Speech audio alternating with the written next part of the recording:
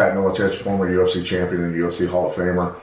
Just to talk to you a little bit about my past, what from a health standpoint. I used to be a world-class athlete in terms of winning a world title, holding it for 3.5 years, and coaching a lot of great athletes. I knew what it took to get to the top, the work ethic, everything else involved, but I really didn't know much about nutrition. I thought just eating fairly clean would get me there, and it did when I was young and strong. But as I aged, my body started to fall apart. I thought it was simply from the punishment that I had taken in athletics, wrestling, playing football, and fighting my entire life. But it turns out really it came down to I wasn't putting the right stuff in my body. Processed foods and things that just weren't healthy for me. I wasn't taking the right supplements.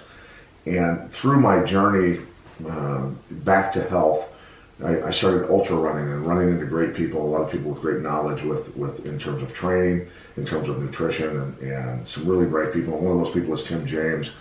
And he's got products at a website called chemicalfreebody.com.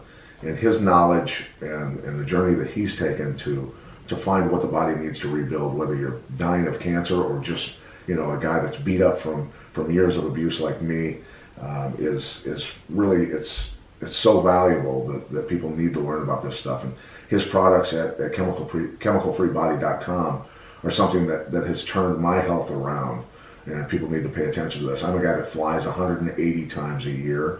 I do 45 shows a year all over the country, constantly breathing recycled air. I'm living out of a suitcase constantly 3 days a week. So my life is hectic. And on top of that, to give you an idea, I did a show, finished at midnight in Minnesota, drove 4 hours north to Fargo, North Dakota this weekend. 3 hours later, ran a marathon, taught a seminar that afternoon. Got up the next day, ran a little bit more to loosen my legs up, taught another seminar, and then drove home last night for 8.5 hours. Got back home at 2 something in the morning.